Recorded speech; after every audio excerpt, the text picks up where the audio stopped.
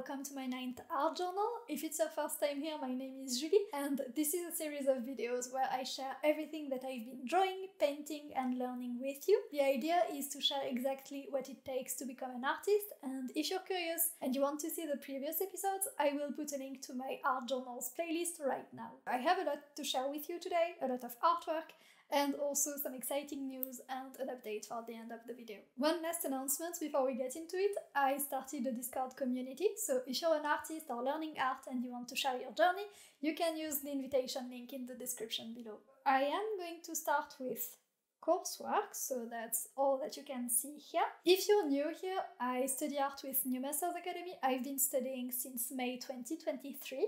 And I am lucky to be part of their 2-year program at the moment as a cohort assistant, which gives me access to a couple live classes that are the 2 courses that I am taking right now. So the first one I am taking, and this was the first assignment for this class, is called Introduction to Gesture, and both of these classes are given by Joshua Jacobo, who is the founder of Nouveau Academy and also the best teacher that I know. Introduction to Gesture is not really an introduction for me because I have already finished the Drawing Foundations module. I had gesture classes with Glenn Villepou, with Miette, with Steve Houston, not in person, but I studied all of their courses and methods, and I also took classes with Sheldon Bernstein. So I've seen and tried different approaches, but this class for me is great.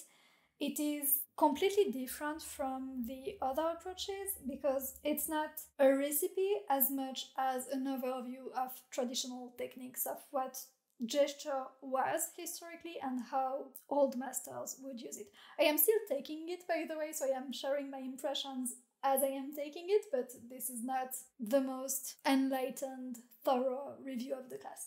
Anyway, so these were the assignments for the first couple weeks.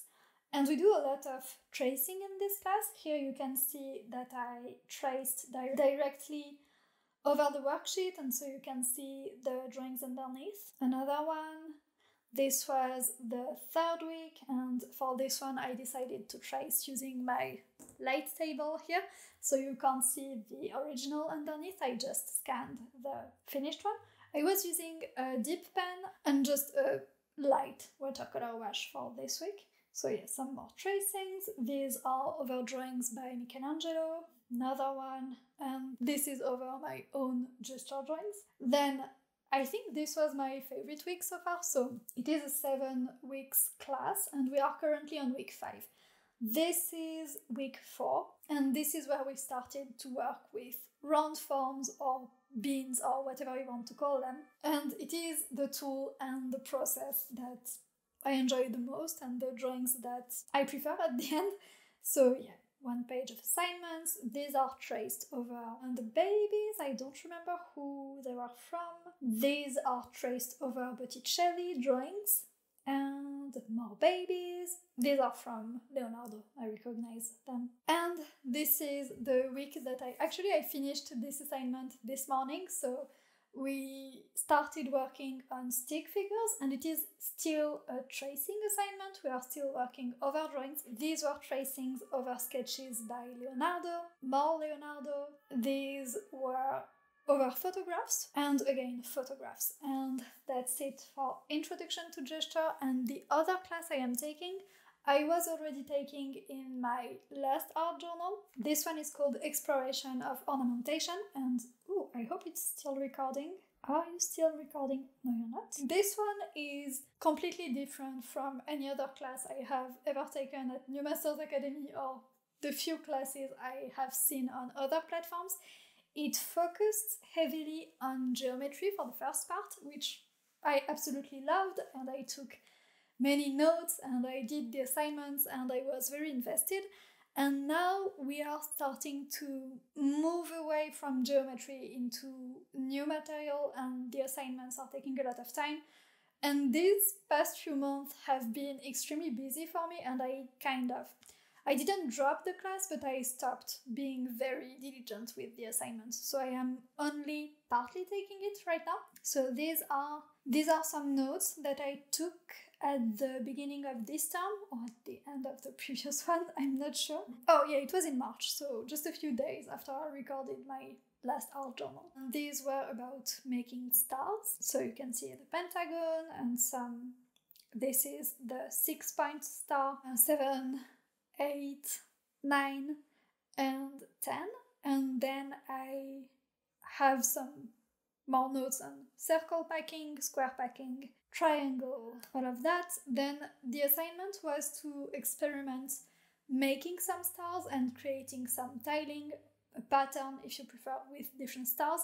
So I started by just experimenting from my notes, combining different types and sizes of stars together and see what kind of results I would get. So what you can see right now that looks like, oh, I don't know the word in English actually, it is just my template, because I wanted every page of assignment that I was going to do to look the same. So I just made this template and then this template. This is part 1, this is part 2, and these are actually the stars that I drew over these templates. That's one page, and you can see some notes about which star I put in front of which and how I decided on the ratio between the circumference of the largest and the smallest star. So yeah, just some notes to make it reproducible, basically. And this is a star that I messed up. So I stopped. I think it is my last page. Yeah, then I realized that all of these pages are A4 and this is way too small to be able to do something very complex with geometry. So I decided to go bigger and to have just one star on an A4 page. And again, I started with a template and I inked on another layer. So that's my template. That's one star that I did on this template, and this is another one. And then I went to the next part of the assignment that was to create some tiling using stars. And I wanted my tiling to be based on the square because I am a bit strict in my mind and I like things making sense. I didn't want to have a star that was... I am going to mess up the math and the appropriate terminology for this, so I am sorry. But I didn't want to make a star that was based on a system that was not 4. So I wanted to have 4-point stars, that's a square, 8-point stars, and things related to 4, because I wanted the points of the stars to point towards the corners or the middles, but not a weird in-between, as it would have been the case if I had used a 6-point star inside a square. Anyway, so this is my template. This is a photo, so it's not as sharp as the previous ones that were scanned. That was just my template. It is color-coded. I did it on A3 paper and using color pencils. Then I tried on another layer to clean it up, but I was still using pencils at this stage and I realized that was not precise enough because the point of the pencil gets dull and I have to take it out of the compass to sharpen it. I am just thinking at the same time, yeah, Julie, you can just sharpen it. But I would have to take it out of the compass and I am lazy. And for this reason, for me, working directly with ink is a lot more accurate when I am doing something geometric like this. And so this is this ink? I think so, yeah. This is me just trying to check. I am almost sure that I was using ink for this one, but I don't know if it was a ruling pen or if I was using fine liner pen. But anyway, this is not the final artwork. This was an attempt at redoing all of the construction and having all of the lines drawn with ink as a way to have all of the information that I would need done in just one layer, so that's more accurate, to be able on another layer to clean it up by just only tracing the lines that I wanted to keep. But yeah, I gave up. The thing is, I think I changed my mind on some of the stars and some of the overlaps while I was working, which is, don't do that when you're doing an artwork that is very sophisticated, that requires a lot of planning and you need to figure out each step in a specific order. Don't make a plan and change it in the middle. That's just stupid and a complete waste of time.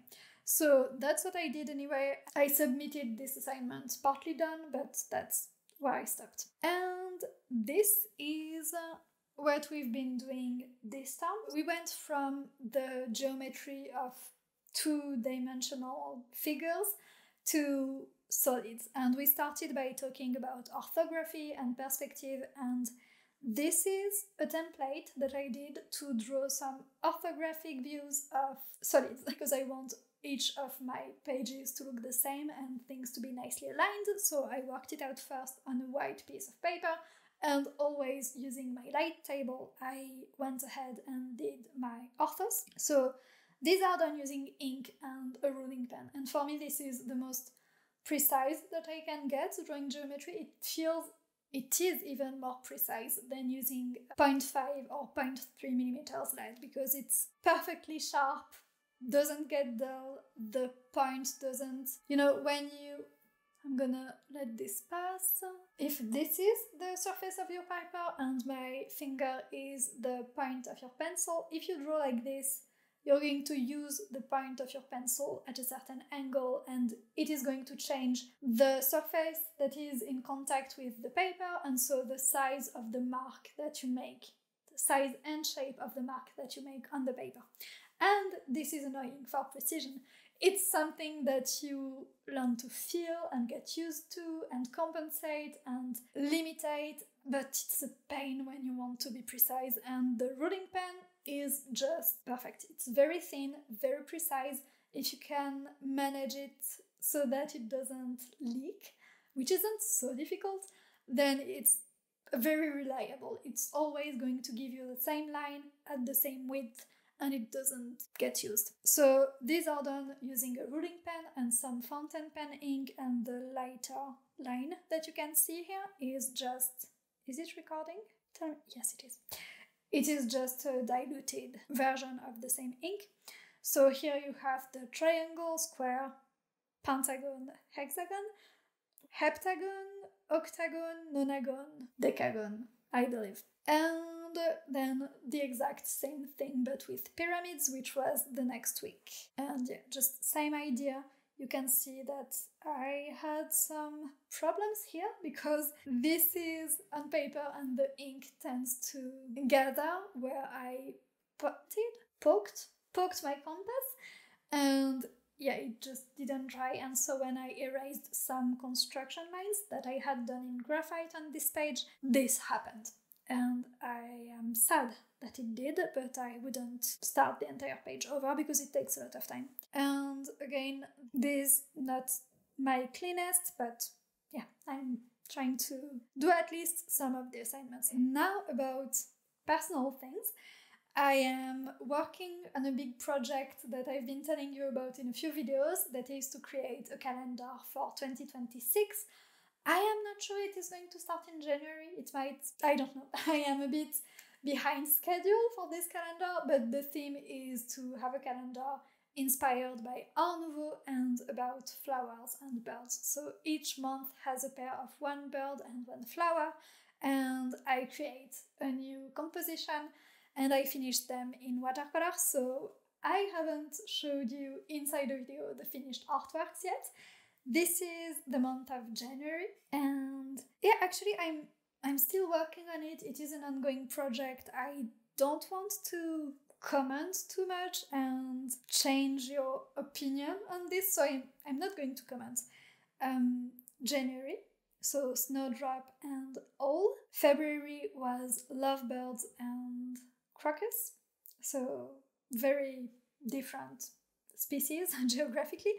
But it is a month that I really like, and I loved the design already before putting it in color, and now with the color I just love it even more. And this one, March, is the latest that I finished, and this is where I am currently. So my next step is going to start working on April, and I don't even have the design yet. I just have my thumbnail, as I did thumbnails for every month of the year before I even started to design each individual illustration. But that's all I have, and yeah, I'm excited to get back to it, although it is taking a lot of time, and with everything else I am working on, all of which I can't tell you about. I have fallen behind the schedule that I planned for this. Another personal piece that I did since last time is this one. It was for the Mapped Realities challenge on the New Masters Academy Discord server, and it was a very fun challenge. I just had an idea as soon as they posted the theme to create a symbolic map of my childhood. So this is A3. It is watercolor, ink, gouache, and some gold pigment. You can see here that it is gold pigment on watercolor paper. And I had a lot of fun making it. I don't want to say silly because I told this to a friend and he got mad because it's not silly, but yeah, it's a symbolic, playful map, and I wish I had more time to develop the idea more. I had to keep it fairly simple, again, because of time, but it allowed me to experiment with a few things that I had never done before. One of them is this, just the combination of ink, gouache, watercolor, and gold pigment I had never done before. I started with the inking, tracing my design onto the watercolor paper with my light table. Then I painted the background, so this yellow to blue gradient, that's what I painted first. And I used tape, masking tape, to create the rays of the sun. That was an interesting thing because my paper wasn't completely dry when I did this. I got this interesting effect that works with the sun, but if I wanted something really perfectly sharp, I would have to wait for the paper to be completely dry. But that was interesting to try. I had never tried using gouache on top of watercolor, and it was also my first time using these gold sparkles pigments. It is a product by Schminke. It's called Gold Aqua, and they have a few different colors, which I got some time ago, and I just love gold with color in art. It's something that I want to use. So that was my first experiment, a fun project. I like this. I had a lot of fun painting the sun and the moon's faces. This is just from imagination, and they're a bit silly. The sun looks a bit chubby like this, but that was fun. Then one thing that I started to do recently is that because of the gesture class and because in the 2-year program the normal students are currently studying figure drawing, I've been inspired to get back to figure drawing as well and try to implement everything that I've been learning and refresh things that I had been learning previously. So this is a figure drawing, great, that I did. It's just polychromos pencil on sketching paper. The point of this is not the drawing, it is the next image, this one. So I've been starting to experiment painting monochromatic figures with watercolor inspired by Wendy Artin's work. If you know her, she's making these incredible watercolors. I am not using the same process as her at all, but I've been wanting to see if this could work to first develop a drawing and then have this on another piece of paper. So that was just my first try. This is a painting of Amanda. She's one of the models who posed for New Masters Academy, and even if you're not subscribed, you can see some figure drawing sessions with this model on their YouTube channel. So first try. These are just some drawings I was practicing with the round forms and applying what I had been learning that you've seen before in the Intro to Gesture class. And these were meant to be painted, so these are my drawings and these are the paintings. At this point I realized, okay, so small interruption, I have a package that just arrived. So yeah, I was saying that at this point I realized that it was too small, so this page that you can see now is A4, and so each figure would fit inside an A5 page, and I decided, no, that's too small, let's not do this again. Oh, actually it's out of order. So my next try, this is a photo of, this is my third one, this is the next try.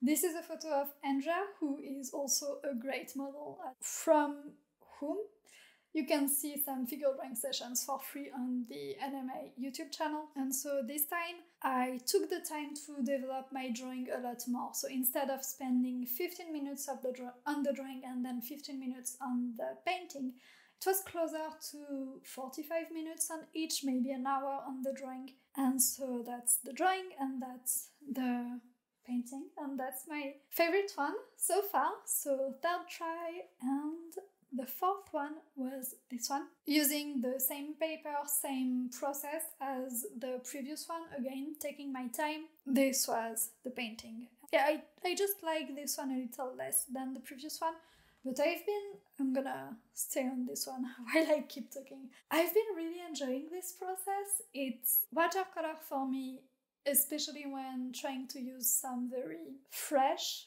effects of watercolor, some things that you can only obtain in one wash. It's very stressful and exciting in a good way. Some people say that watercolor is unpredictable, and that's the beauty of it. I don't think it is unpredictable. I just think it is a lot of planning, a lot of timing, and a lot of work to make it. Maybe there is some unpredictable aspect, a small one, but to make it do what you want, because you can understand how much water is on your paper, how much water is on your brush, and you can expect what is going to happen. So with these ones, even with just a few paintings, I've been learning a lot about my watercolor, how this specific pigment reacts, how the two different papers that I've been using are different from one another, how much water it takes to have the effect that I want to have, and how I can use pure water to kind of push the pigments. And I'm still learning a lot, so it's a very, very interesting, very exciting thing to do. And since I am doing the drawing on one sheet of paper and the painting on another one, if I mess up or if I want to try again, I can just start again with a new piece of watercolor paper, and I don't waste a drawing every time that I do a painting. And these are just some sketches that I've been doing since last time. This one is a very quick demonstration that I did for my sketchbook class. So I give a sketchbook class in person at a local atelier, and yeah, it's on Saturdays. Anyway, the class is full and it's about to end for this year, but that was one of my demonstrations. And I also went trying to sketch some swans from life. So very, very quick, very rough swan sketches. This is with a brush pen, a Pentel brush pen, if you want to know the exact pen that I was using. I went drawing at the museum, my favorite place to draw. This is with a polychromos pencil, and then I've been using a ballpoint pen a lot. So I was applying some things that I learned recently in the Intro to Gesture class and trying to just use the method that I was learning even for my personal sketches, to get more familiar with it, to improve my understanding, and to just see if it worked, see what I could gain from it. And I found it very efficient, very comfortable, just great to use. So just a few sculptures that I sketched. Ooh, this I'm not so happy about this one. I tried something slightly different, so I have a 3-in-1 ballpoint, and that has a red ballpoint, a black ballpoint, and a 0.5mm graphite lead.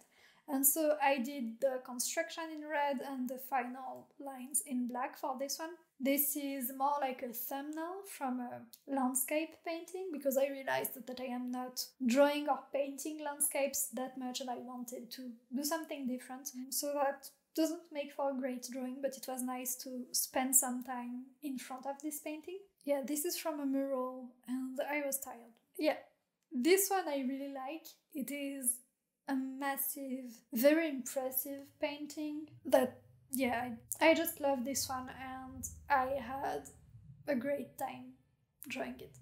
And that's it. That's all of the drawings that I have been doing since my last art journal. I wanted to give you an update about inside the atelier, and in short, it hasn't been a success. These are things that happen, but I wanted to stay transparent with you, because part of the point of this channel is to share the entire journey of becoming an artist and earning money from it. And this was one of the things that I was trying to put in place to, just make a living as an artist. It was an attempt, and I think I didn't manage it as well as I could or should have. The timing was extremely bad. I didn't plan to launch inside the atelier after having closed my previous business, because I didn't plan to close that business. And the thing is that when I launched it, I needed to have at least enough members to cover the price of video storage and the website subscription that I had to take for this one. So that wasn't the case, and very unfortunately, I was not able to just keep it online on my own. And long story short, I had to close it for this reason. It was a great project. I learned a lot. Maybe it was bad timing, maybe it was bad marketing. I don't know, I will never know. I will probably try something like this again in the future. For these videos, I don't know what I am going to do. I may share some extracts here on YouTube, but not the entire videos, because they don't have the rhythm, the pace of a normal YouTube video, and they would not perform well here. I still wanted to say a big thank you to everyone who joined, both inside the atelier on my website and the memberships on this YouTube channel, because I also launched the membership on this channel, and I really appreciate your support. It means a lot to me. I will keep the YouTube memberships open for now, so if you enjoy the videos that I make here and you want to show some support to my channel and to my artistic journey, it is an option. You can take a look.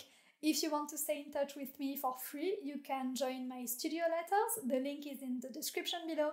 I send monthly updates, personal reflections, and also some free resources for artists. This launch has changed my YouTube plans a little bit, but I think the next videos on this channel are going to be vlogs. I wanted to record another week in my life like I did some time ago. I will put a link to my previous one right now if you want to watch this video. I think it was a great one. It didn't perform very well, but it is something that I want to do more of. And the other vlog that I am planning, I am taking an in-person workshop with a legendary teacher in a few weeks. I am very excited about it, and if everyone is okay with me filming a little bit, I am going to record a vlog and share the experience with you. So I'm very excited for this one. Again, a big thank you to all my members. Thank you all for watching, stay creative, and I will see you in the next one.